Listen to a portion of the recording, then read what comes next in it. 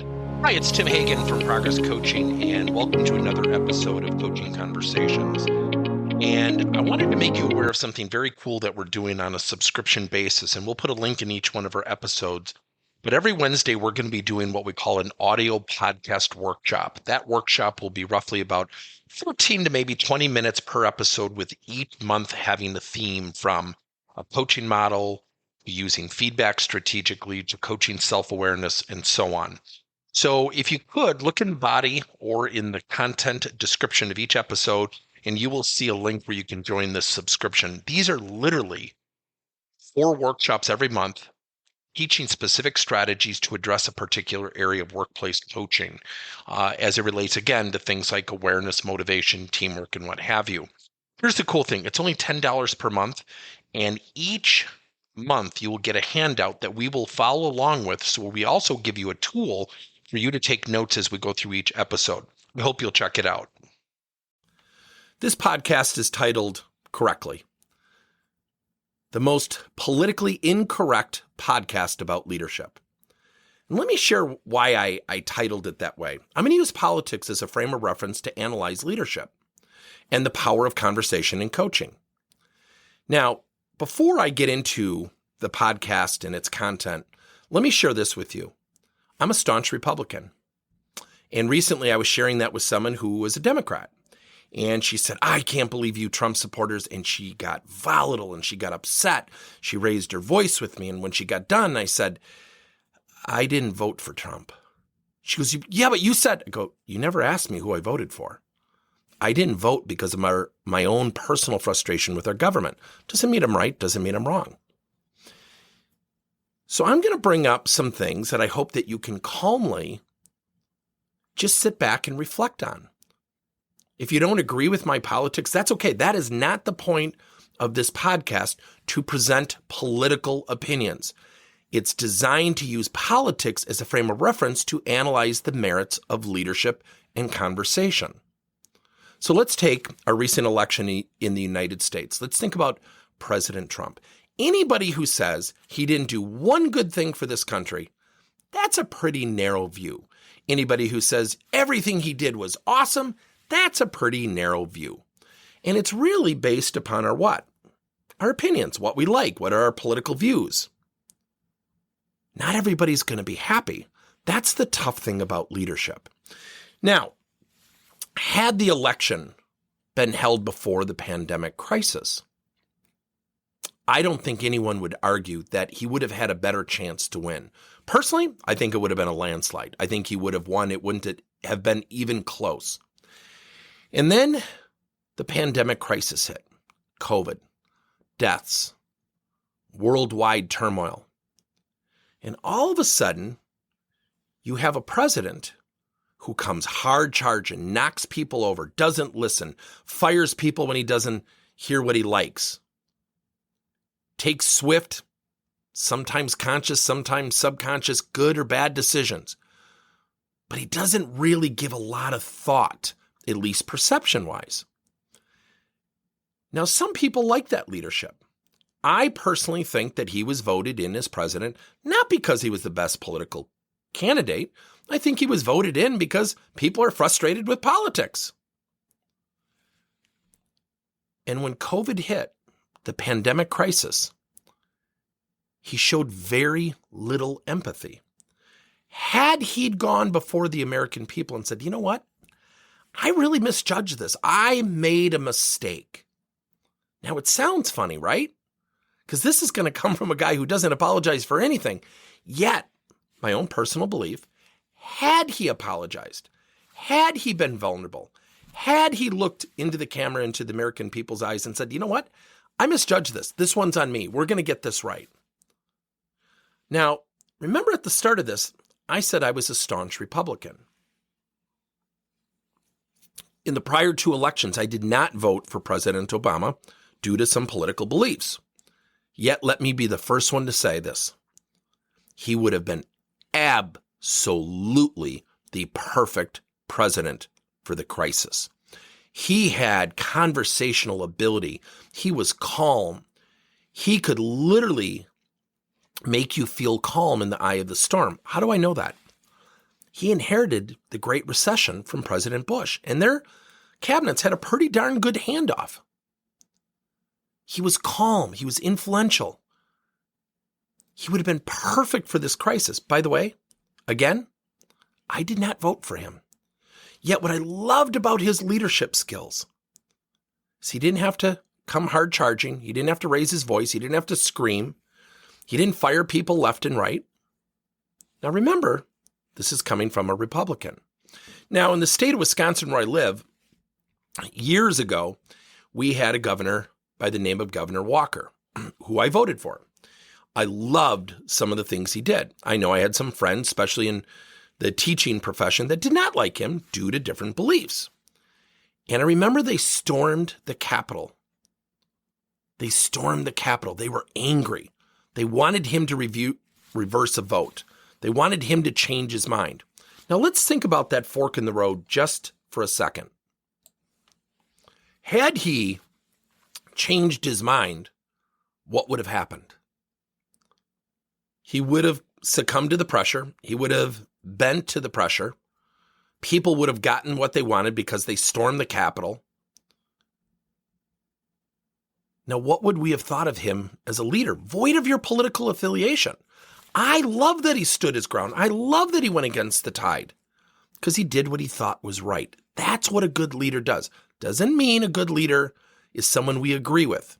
We have to look at leadership skills. When he got in front of the state, he got very calm.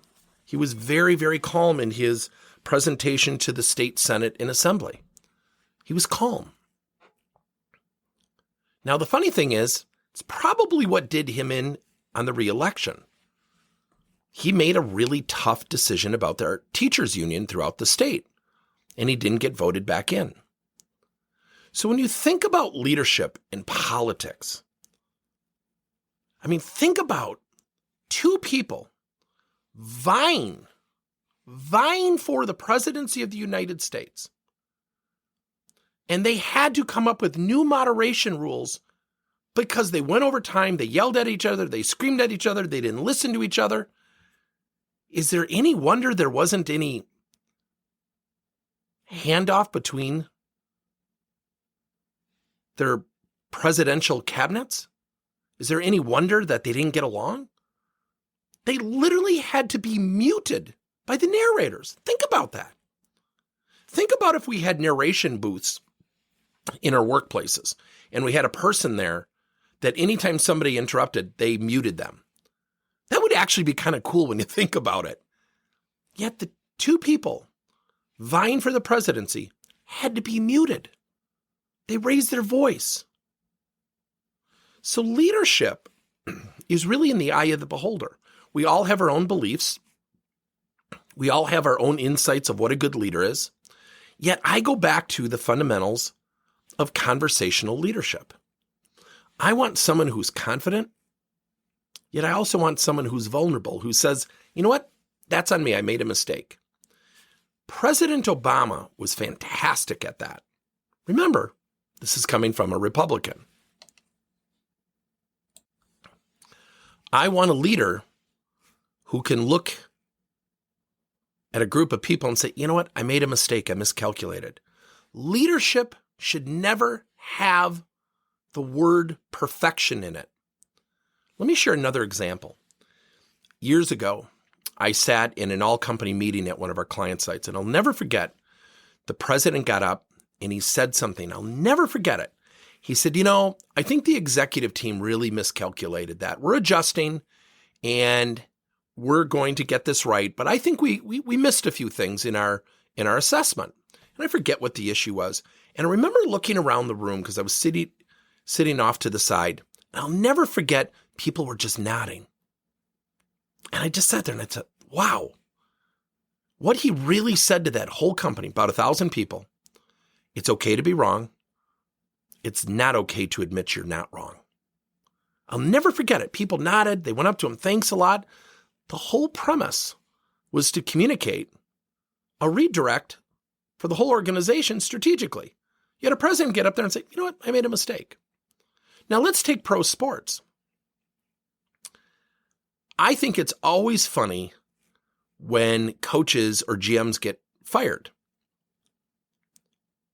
Because the person, the owner, typically the CEO or the president, is running the organization. Ultimately, they're responsible. Yet we don't fire players.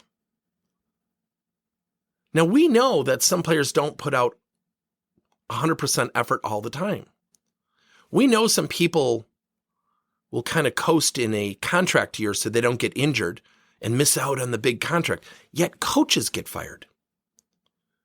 And that makes you wonder. And then you see them do their press conferences, and it's not all owners. Yet you'll have owners go up there and say, oh, he's done a great job. We want to thank him and his family. And does anyone really believe that? You just fired the guy or gal. So leadership is tough. Think about politics. Think about when people make decisions. They make decisions as leaders based on what they think is right. It is not about gaining 100% agreement. Think about the United States. We are so divided politically right down the middle. It's probably 50-50, 51-49, whatever the number is. It doesn't matter. And so when we think about conversations, it's about conversing. It's about listening. It's about dealing with reality. So let me make one more point. One of the things I can't stand about our political world is we will often get people to stand up in a debate and somebody will say, and you raised taxes, you voted for raising taxes. Then that person will say, no, I didn't. I'm like, wait a minute, who's right? Who's wrong? And yet it gets so clouded with bantering and yelling and interrupting. We don't even know what reality is. Can you imagine if a leader of a company got up and started talking about the company and the direction, and the board of directors stood up and started yelling while he or she was speaking? What would you do as an employee? You would do what? I got to find a new job. This is nuts. Now, for most of us, we can't just leave the country. Yet politics really brings into question really good leadership attributes. Now, again, I'm a Republican. I like the Republican Party's philosophies. Doesn't mean I agree with everything. Doesn't mean I disagree with everything. Yet, when I look at leadership, leadership is made for different times. There are different impressions, different perceptions. And we have to navigate as leaders. Now, again, President Trump was voted in, I believe, not because he was a great politician. He represented people's frustration in politics. So when he got elected, the economy got pretty good. The stock market went up. Unemployment was at low rates. Now, some people are going to argue, yeah, but he inherited that from President Obama. That's always the argument. So in essence, with some people, he would never succeed. The same thing could be said for President Obama. We have Republicans who said, yeah, but he inherited and he did. You know, it's all rhetoric. Yet what happened was when President Obama took over, he had to navigate some very, very murky waters with our economy. Scary waters. President Trump came in and made some radical changes. And I mean radical. Our economy was doing well. Our stock market was doing well. Unemployment was extremely low. And we got hit with a worldwide pandemic crisis. Not his fault. Yet, people held him responsible. Why? He didn't cause the pandemic.